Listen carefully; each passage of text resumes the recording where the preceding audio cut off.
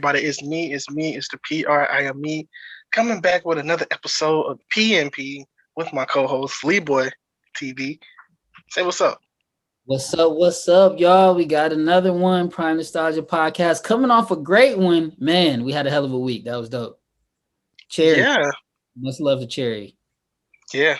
She's great, and a lot of people really love the episode. They love Cherry. It was like this is another good insight of Cherry, and yeah, we got a lot of good feedback for that episode. Yeah, I mean, I learned a lot about her. She showed major love as to us online, reposting and getting the fans involved. So, much love and respect to her, love and light, as our friend Elisa would say. So yeah, I mean, you can't have a better guest than Cherry, who's a whole legend out here and is still very humble and gracious, and we love her for that. So thanks again. Yeah, one last plug. Go check her out. Peacock, February 25th for Punky Brewster reboot. Is it a reboot revival? I don't know, but it's Punky Brewster. Go check out the Prince story. I matched up Angelique Bates and Marcus Paulk with what Cherry Johnson said on the podcast, put it all together with some Chappelle visuals, also from from Cherry's cartoon animated version of her story as well. So make sure you check that out on her YouTube and check out ours, man. It's pretty funny. we gonna go to Boomerang because we talk about Boomerang this week. Boomerang is a classic. It's a classic movie. Before we break down this movie and get into it, what was your first inclement of seeing Boomerang, or first time seeing it, first time hearing about it? Tell me. Oh, I was young, man. It was one of those movies that, the adults were watching and you wasn't supposed to watch. Definitely got kicked out of the room in a couple of these scenes, right? And tried to run back in one that you would probably pop in once everybody leaves the house. So, I don't remember when this movie came out. I want to say 92 or something like that. Yeah, 92. So I was about 6 years old. I'm sure I saw it by 7 or 8. Okay. I've been watching it. This is my favorite. So, Mark is one of those. So I have a very different history with this movie. I actually watched this movie very late. It's because this is one of the movies where I hear a lot of people talk about it, but I didn't see it, and then I kind of just put off from seeing it because I was doing YouTube and the podcast. So I was putting it off to do a first time watch on, so I could talk about it here. And then I just randomly on Tubi, on the app Tubi, randomly was on there, and I was like, oh, I guess. And it's a very adult themed movie, so it's only certain crowds are going to actually introduce you to this one. But yeah, it's always been one of my favorites, and this is the one that I think of when I think of Eddie Murphy, at least who I wanted to be, and he was in his full swag bag in this one. He was giving you the Mac Daddy vibes, if you remember that part. But yeah, we'll definitely get into it for sure. I will say real quick, and this is just me. As far as Eddie Murphy's looks over his different movies, I think that's probably his best look when it comes because he had the afro, he had the I don't know what you call the afro, but it's a high fade at the top and low. Is this look with a little, this is the Eddie Murphy where it's all right, he whatever he did, yeah, he got the money. He's nah, I'm ready for the chicks. That's the look he got. This set up what he was able to do in Nutty Professor, because he was playing a real Mac Daddy in that too. Yeah. And so this was the first time when we seen him, because he was always just funny. We never thought looked at him as particularly good looking or anything. But he the way he runs through the ladies in this one is all time legendary and top notch cast. I will just say that the cast. Yeah. And he ran through every single one of them, which is crazy. Yeah, I mean, he did have probably ever since this movie. After this movie, he just keeps the shortcut. So. Yeah, but I was yeah, that was peak Eddie. He was that was him ready for the world. But yeah. Right there, look, with the nice fade. That's why I got the fade right now, because Marcus, look. And just one more thing. I don't know if you ever seen this movie called A Distinguished Gentleman. I think it was in 93. It's not one of Eddie Murphy's most talked about movies, but I enjoyed it. So I'm gonna just give it a short plug because I'm always there for the underdog, the underrated classics. Actually, I don't know if I've seen that one, so I'm gonna check it out. Anyways, Boomerang, Boomerang, Boomerang. Boomerang. Like, well, can we just get into first off the cast? Yeah. Because if you guys haven't seen it, I'm gonna spoil it right now. He ends up with Halle Berry, right? And she's the young and very naive, very innocent. She ain't Halle yet when she's in this film. She's very wet behind the ears, I would say. But you could tell she's a darling. She's to be to come. But before that, this guy makes contact with Leela Rashawn. Let me be honest. When I first seen it, I thought that was the same person. Oh, right. As Jacqueline, what's her name? Leela Rashawn and Robin Givens. Robin Givens, my bad. I thought it was the same person. I was like, did he just dump her? I was like, huh? But yeah, I see it was different. For years as a kid, I thought they were the same person. They have the same hair. They both just light skinned. But they look alike to me though. I don't know if it's just me. They legit look alike. At least back then. Now they don't. But it's like, yeah, it's the same person.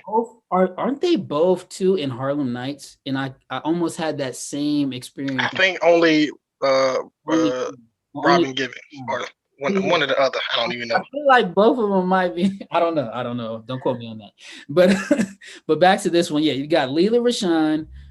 You got Robin Givens, and these aren't even the mains that he ends up. We already said Halle Berry, and then there's other people he runs through is Eartha Kitt, Jones. And then also, Tisha, not Tashina Arlen, Tisha Campbell. Tisha Campbell. Oh, my bad. Look, I'm messing up all the Black queens today. But Tisha Campbell, who is like definitely has a gripe with Marcus. But yeah, he tagged that one as well. So he literally lined up like 6 legendary women for these roles. And I wonder if he had any part in casting them because he picked a hell of a roster. I ain't gonna lie. He did. I mean, I think he more or less probably got the final say so. But then on the men's side, you got David Allen Greer, Martin Lawrence, John Witherspoon, just to name a few. Rest in peace. But yeah, and Chris Rock. Chris Rock. Yeah, Chris Rock. In the mailroom. And then there's a couple characters that that are just hilarious that I'll never remember their names, but the guy that was like head of like the visuals and stuff in the office, and he kept coming, they call him Nasty Norman or something like that. Nasty Norman, Nasty Newman or Nasty Norman, something like that. He is hilarious in this. But yeah, John Witherspoon, he did the damn thing for sure. And David Allen, like that matchup, that pairing with John Witherspoon, I think we may have seen it before, but never quite like this. Now that we ran through like some of the actors and actresses of this movie, let's just give it a full breakdown or barbershop talk and whatever, we're just gonna talk about it anyway.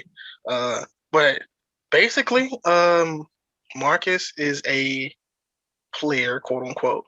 And after he sleeps with these women, he just basically leaves. He says he gets bored. Basically, he finds something about them that's not perfect, and he gets bored, and he leaves them. Right. The way that he tries to talk to them is creative. It's like, all right, the dog thing when he was like, "Hey, I lost my dog." Yeah, Kirby. Curbs. And this is how he bags Leela Rashawn, right? Like she's just Robin Givens first. No, I think it's Leela Rashawn because Leela Rashawn is the main one though. Right. No, that's what I'm saying. Robin Givens is the main one. She was the one that works at the office. I don't know at this point. Exactly. I don't know. But Leela Rashawn, okay, she's the one. She's like dressed in all white. She has the white dog. That's for sure. This is Robin Givens. No, that's Leela. Look, that's for sure Leela. In fact, this is gonna be a whole. Nah, I'm gonna look this up.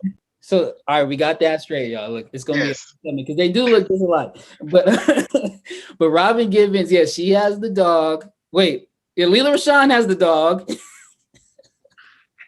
They both fine, so it don't matter. But she's wearing all white. This is Leela. I just say Christy. We don't use character names. Christy. Yes. Not that Christy. This is Leela Christy. But yeah, look, Christy, she has the dog. He's looking for Curbs. And then long story short, she feels really bad for him. They end up in the same bed. And she's got what? Hammer time. She's got the hammer toes. And that is what she found wrong with the perfect, beautiful Leela Rashawn. There's nothing that can be said bad about her. What he found wrong with her was absolutely ridiculous, but it was hilarious when he pulled that cover up and showed them toes. Now, I will say I like the different setups of this movie. I like how like it's like him with his boys, and then it's like something else, and then it's like him meeting the woman, and then the next day it's him and his boys talking about how bad the woman was or something, and then there's something else, and there's something else that's him and his boys. I like that segment. And there's a couple of callbacks, or at least a look behind, where you could see that some rumors and like gossip had gone on, because Pops, or John Witherspoon, he asked he's like, Marcus, I heard you was with one of them girls in the office. Look, he's like, why are you out here telling my business?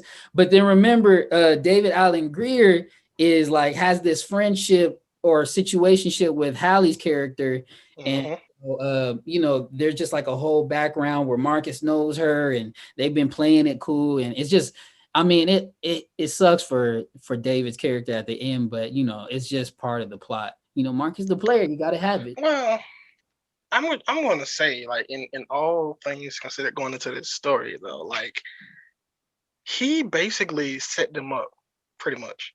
He was like, hey, I don't want this girl. Y'all look like y'all be cool together. And then, all right, we're going out of order. I'm gonna just put it in order a little bit. He meets Jacqueline at the office.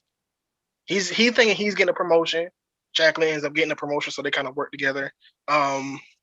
He gets tricked by Eartha Kitt. She was like, hey, I decide who's gonna be the manager, and she doesn't, but she got what she wanted.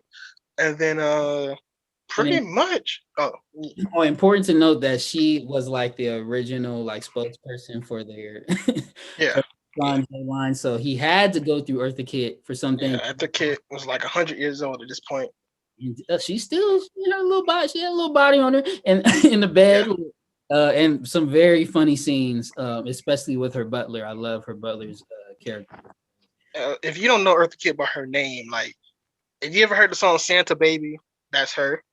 And then if you ever seen Empress New Groove, which is a great movie, she plays Yzma. So if y'all either older or younger, y'all would know Eartha Kitt. Catwoman before too. Yeah, right? Yeah, she was. Yep. So yeah, those are just Eartha Kitt facts that because she is like older, so a lot of people won't be like, oh, I'm not going all the way back that far to look up Eartha Kitt. We got you. All right. Yeah, she was a whole sex symbol in her time, and so she like kind of reprises that status in this movie in her her elderly. I don't know what to say. She, even though she for her age, she was like, okay, it's like, hey, she don't even look like she is. He look like she's still younger.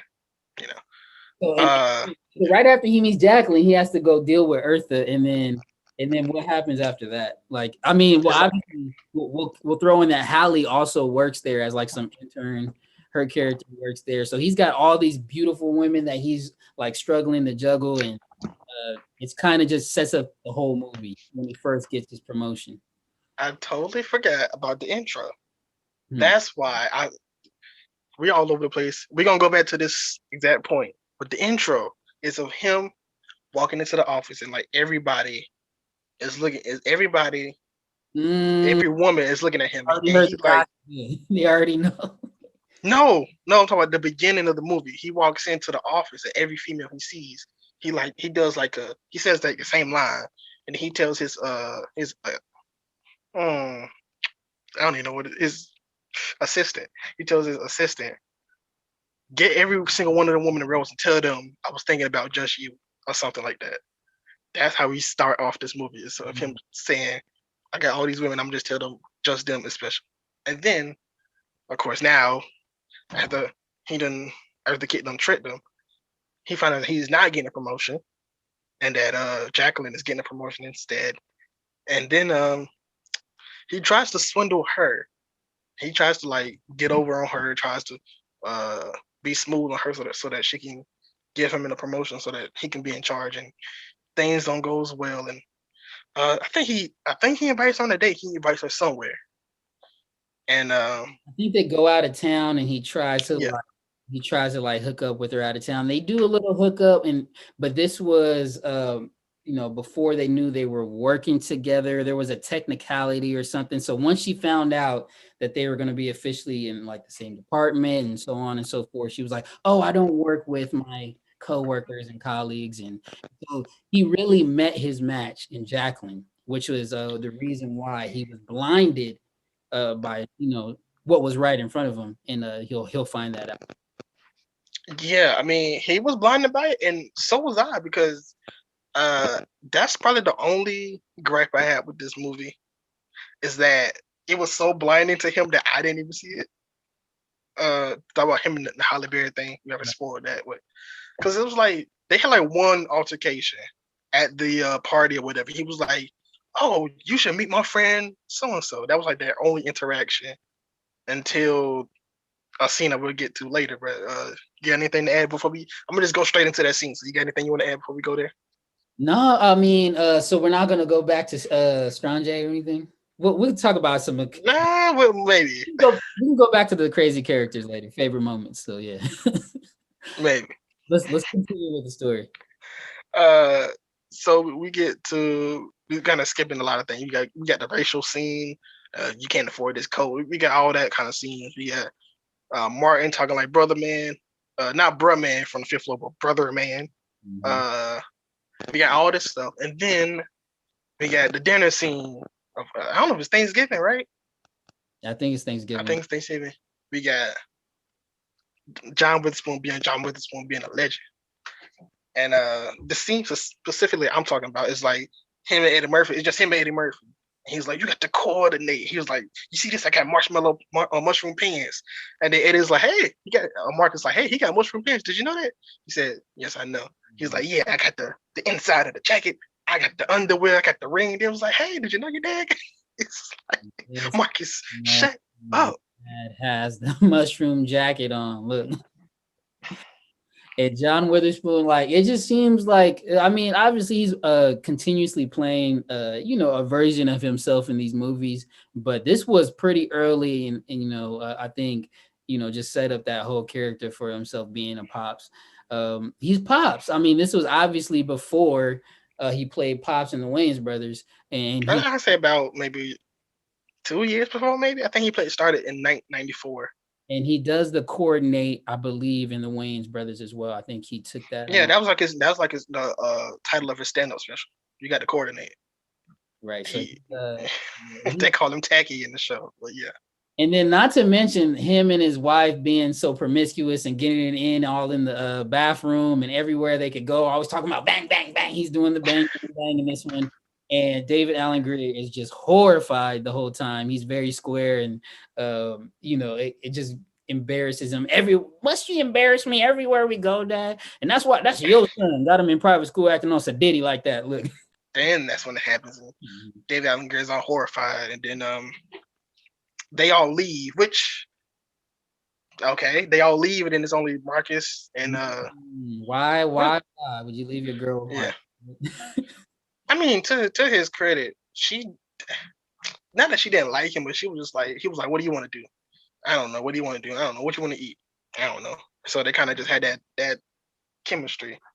So I guess she probably was getting bored. And then her and Marcus had like one fun time of cleaning dishes, and all of a sudden this is it. This is the love of my life apparently from washing dishes. So Yeah, man. I mean, obviously with her, and she had met her match. She was, young, naive. Halle Berry's so young in this one, and compared to and I'm gonna just call her Angela. Angela was very young in this one compared to the seasoned Marcus, and she couldn't do nothing with the Mac Daddy vibe. So he won her over, with his playerism, but man, he didn't do it right. This is one time, I love Marcus, but it's just like, why? Why are you gonna do Angela like that, man? She's too sweet, and he shouldn't have did her like that. This is the reason why you got to watch this film if you haven't, because Yeah, we going all over it. So yeah, you know.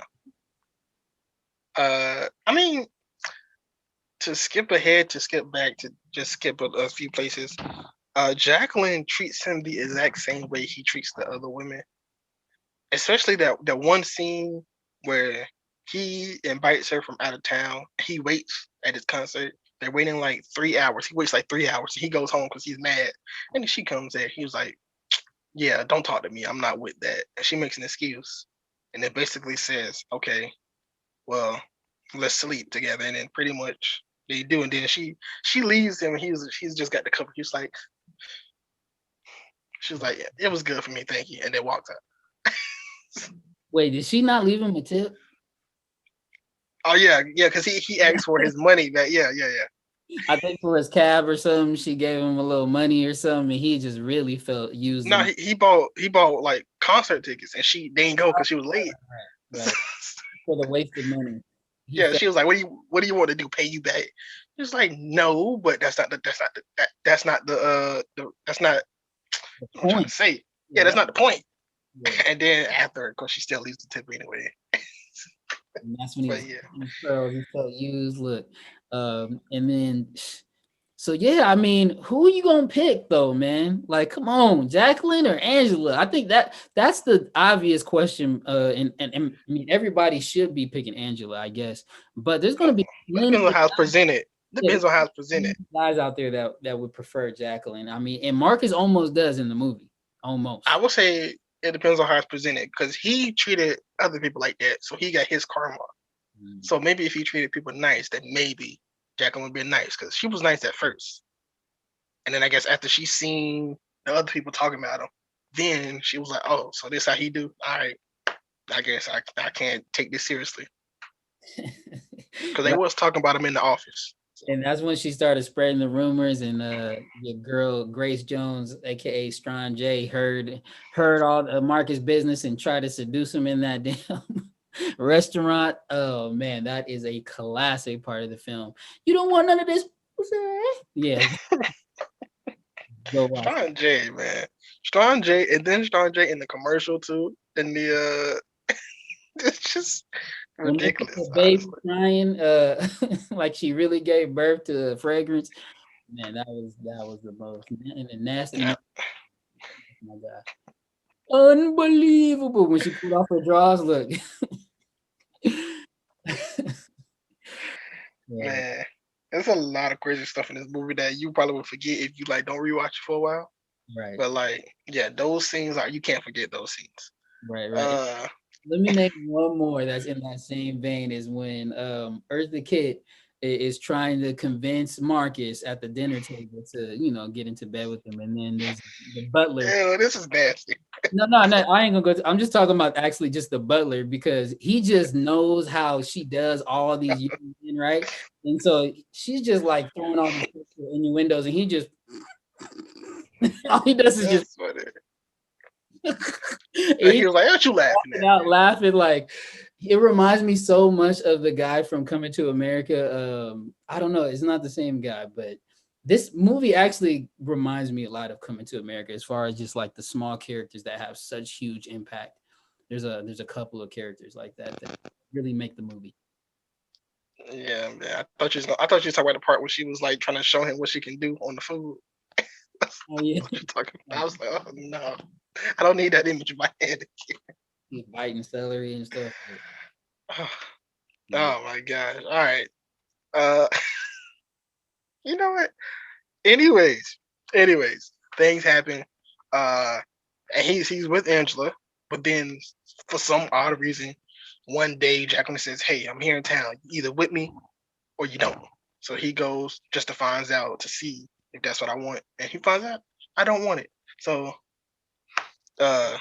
he goes back to Angela. She was like, "There's no reason to test him, but if you love me, you would have came home last night, pretty much."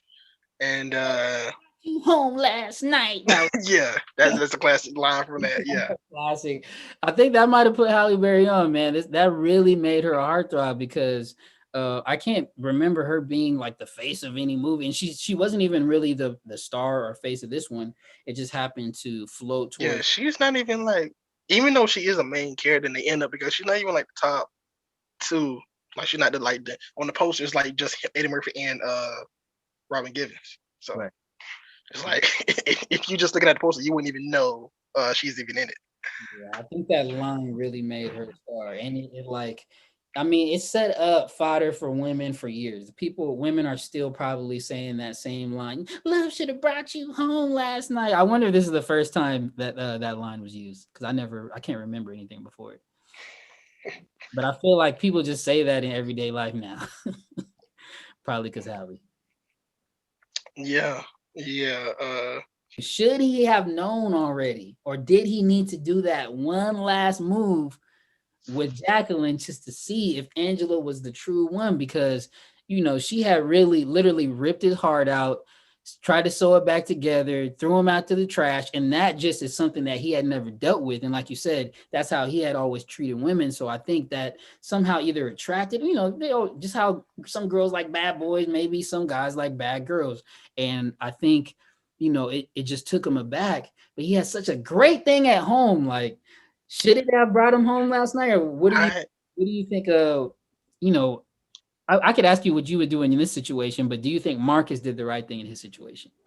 I think the reason he went back is just to see like, is she like?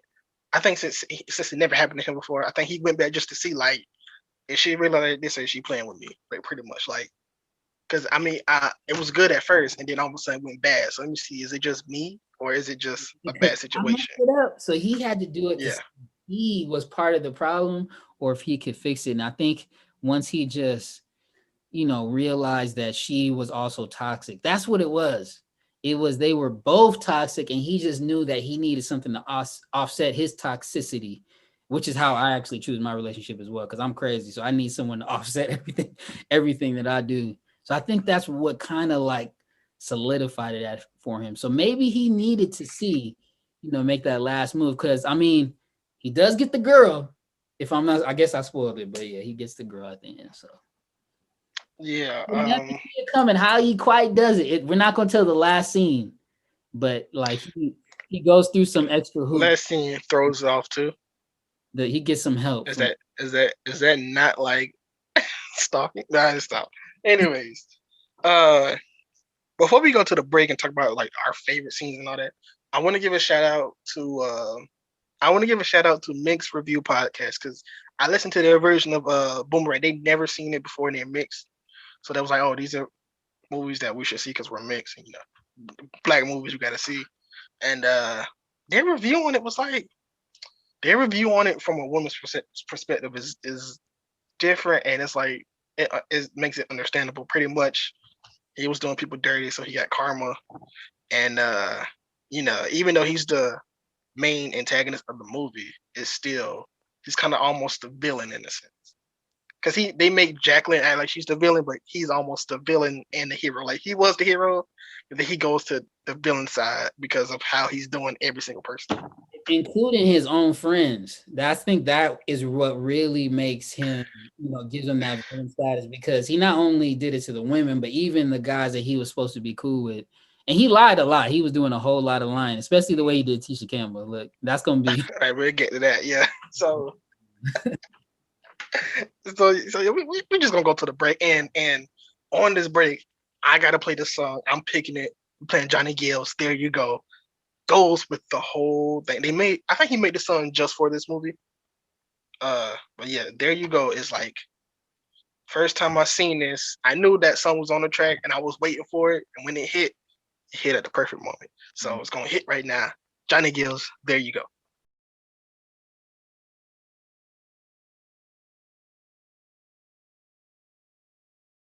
And we are back. We're talking Boomerang. We done kind of went spot by spot a little bit in the first half. Now we're just about to just tell our favorite scenes because this movie needs two halves. And we're about to get into it. So, Leeboy, just tell one of your favorite scenes. I think one of my favorite scenes, man, that it actually kind of sums up the movie a lot, and it's between Jacqueline and Marcus, and it's when she's still like trying to play him, she's still like trying to figure him out, and I alluded to it a couple times, but he comes out with, "This is me." I'm rapping. This is my Mac Daddy vibe I'm giving you. And all my Magda vibes, all my splendor. And she's like, "What are you talking about?" Like, "Nah, I'm trying to get at you." Like, he's like, "This is it. Like, this is all I got." Like, he's used to it always working, right? So it was just funny to see him like kind of uncomfortable, where in the whole rest of the movie, he's like, he's got it all together. He's like basically working on Wall Street, and he's never unconfident, right? And even to David Allen Greer and his pops, everybody looks at him like he's the man. But when it comes to this one scene with Jacqueline, when he first, and she's playing him, she's feeling his vibes the whole time. But it was just funny to see him like with his panties in a bunch a little bit. So that was one of my favorite. And he does the Mad Daddy vibes. He's like, Okay. why does like going to the side make you look more Mac? Like, what? Yeah, I don't know. I don't know. He was like, "Nah, bro." Like, so that was one of my favorite scenes from Marcus. Okay. All right. Uh, mine. This is one of my favorites. I guess I'm gonna do a crescendo. I'm gonna go up. Mine was randomly with Tisha Campbell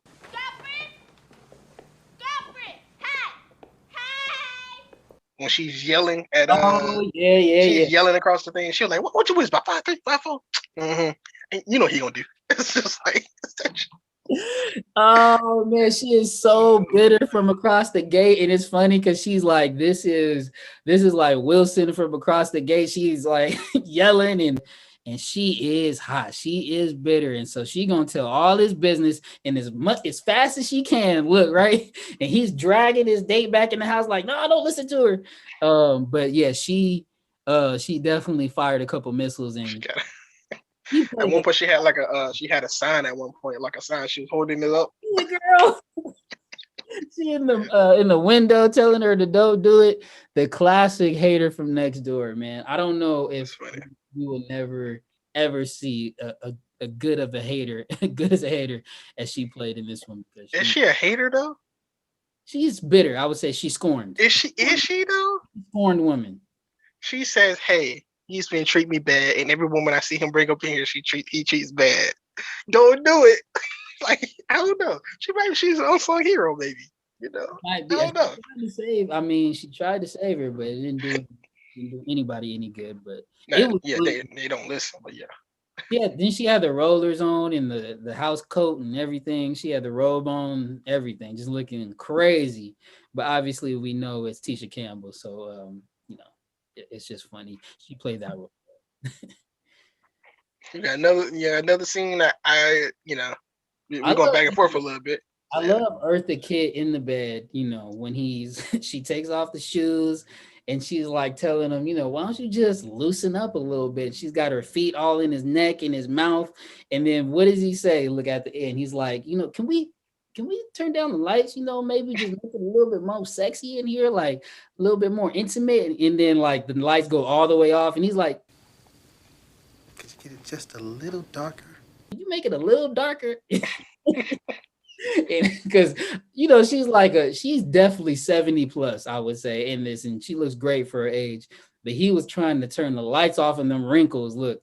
But I think that was just hilarious because he always has a little dig at all the women. No matter how beautiful they are, either got bad feet or they just, can we get a little darker, or you just are they old too much, old or too wild, or until he has two perfect ones that he can't choose between. But everybody else, he finds something wrong with them.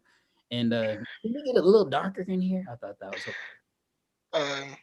I like the scene between Gerald and Marcus, David Allen Greer and Eddie, and they're playing pool, and he was like, "Did you sleep with her?"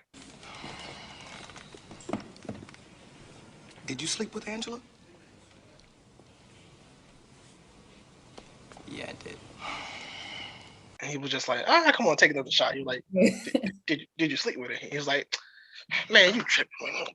And he was like, why do you have to have every girl? Why do you always have to have all the girls, Marcus? Just said a couple seconds ago you didn't care who she went out with. Now you find out it's me and you're flipping, you know? You're being a hypocrite. I want to hear that bullshit, man. I do like that scene. Yeah, and that's a real emotion that he brings out. It just reminds me of like 8th grade jealousy vibes. Like there's always the kid that's getting all the girls because he looked grown, right? And he's more grown than the other kids because it's 8th grade. And so it's like, how come he always gets the girl, right? So I thought that was hilarious. And it just they played that role, that back and forth perfect. That's why I told you he's almost a villain, almost, because he the one that set them up. He said, "Hey, I don't want this girl. You have her," and then all of a sudden they're dating.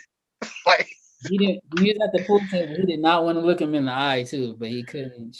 I mean, at least he told the truth. At least he did that. At least, Kinda. He didn't say it. He didn't even really say it. He didn't say. He was like, what? I know it, man. He was all mad. But another scene in Strong J, or is that even her name? That's the name of the fragrance. But Grace, yeah, her character, when she take off her panties and put them in the the doctor's face, he's like the professor that's like cooking up the fragrance and the formula, and she like, this is what a sex is supposed to smell like. She throws it in his face, and he's like, Marcus has to tickle him and get him back in the room, and then Nasty Nelson's like, unbelievable. It's just all those scenes actually with Nasty Nelson. There's one where he has the kissable commercial, and he got like bananas and cherries, and the girl got yeah. That was hilarious. Like he's always doing something nasty, man. And I don't even know if that dude ever did any other film that I can remember, but I'll never forget him in this for sure. Super messy movie. And it doesn't get any messier than this one. Like we already mentioned, there's like 6-7 women in this thing, and then you mix in the whole thing with his friends, and man, it gets crazy. It gets crazy. I mean, also we got to go back to the scene of the dinner scene, the coordinate scene. Just that might be one of my favorite scenes because I feel like that just wasn't planned. Like I just feel like they were just like, hey, just go and just basically talk, and you just got John Witherspoon and Eddie Murphy just talking. Well, the secret is you got to coordinate. Most people don't coordinate. See, you got to coordinate. Yes, that's what you did. Yeah. When you saw me, you saw the mushroom shirt. Mushroom shirt. Bang, mushroom shirt. Shirt. But see, you can't stop with the mushroom shirt. You I gotta go on. I'd have stopped that. No, you got to keep going. I mean, it just reminds you of ghetto cousins, you know, that barely come over. They might come over once a year. It's like, this is why we never invite them back. Look. But no, definitely one of the best scenes. I like all the scenes with the family members, and also the Martin, and all that is just a whole nother side to the movie that it doesn't get played out extremely well. I would have loved to see more, and I'm sure if they could do a reboot, a lot of people, or at least John Witherspoon's no longer with us, so they can't do it without him. But that would have been dope to explore like their relationship more in another movie and see like what happened to David and Martin's character moving forward, because they definitely had a good dynamic going in the whole family thing, including John Witherspoon and his wife. Hilarious vibes. But I think, like I said, I think we've seen them get to continue to play some of those roles based on, you know, teaming up with Eddie Murphy and being on that big stage. Now, I know Daylight the Girl has been huge in like TV shows, but like movies, I think this is his only like main role. I'm not sure if he probably has been in other ones, but like I think TV shows, you know, a David Allen Greer TV show or guest spot because he's done so many, like Reverend Lonnie Love, you know, Martin, you know, he's done many guest spots, but I can't really recall many movies really. So might have been one of his main. I mean, we know he's been in some movies, definitely, but this was probably one of his main box office like things that he got to have a decent, good role in. Yeah. Just like Chris Rock too. Yeah, I mean this jumped off some things definitely. I mean, he had already done like I'm Gonna Get You Sucker and stuff. He kind of had done some of the roles. Like Beverly Hills Cop, he had like a small role. He's like a truck driver or something. He's like, park my truck or something. He's like a ballet. It's like, park my truck. So Yeah, yeah, but small roles, but yeah.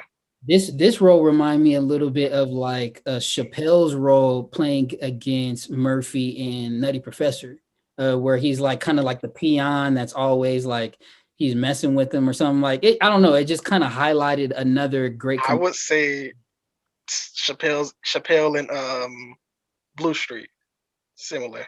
Okay, there you go. Yeah, probably Yeah, that because Chappelle was crazy in Nutty yeah. Professor. In fact, we're gonna have to talk about that one day. Not today, but yeah.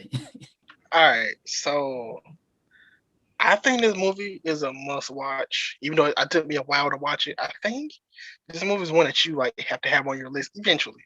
I'm not saying watch it right now, but it's on one of those lists that you got to watch eventually.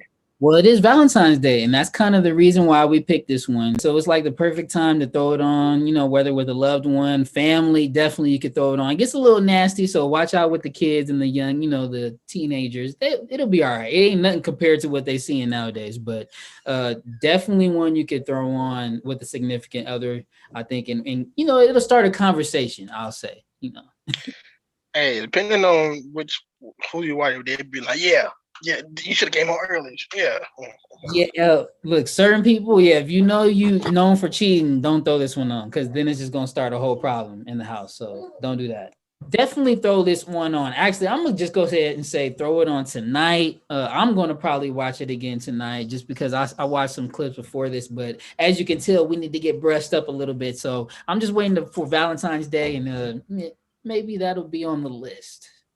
Yep, this is our Valentine's Day special.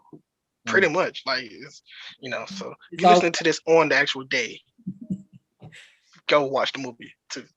What you should do. Anyways, might as well let everybody know where they can find you at. Well, you can find me on leeboytv.com. I pretty much got everything there, including my socials, Twitter, Instagram. Make sure you're getting contact with me. I'm about to be dropping some crazy stuff soon. Might have a little rap challenge. If you've been paying attention, I've been throwing some bars out here and there. So, rock with your boy, leeboytv.com. Yeah, I gotta follow Leeboy.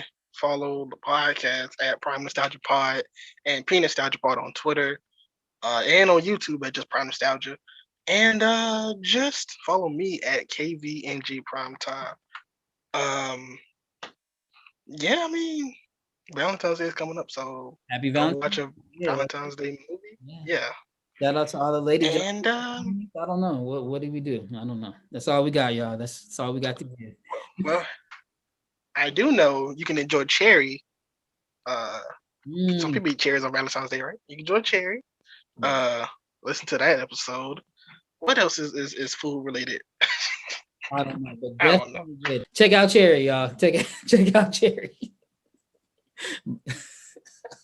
Hey man, I gotta get out of here, but let's just go ahead and end this. My kids. Anyway, man, I love y'all, but look, I gotta get to my kids now. Look, that's all I got, y'all. Anyway,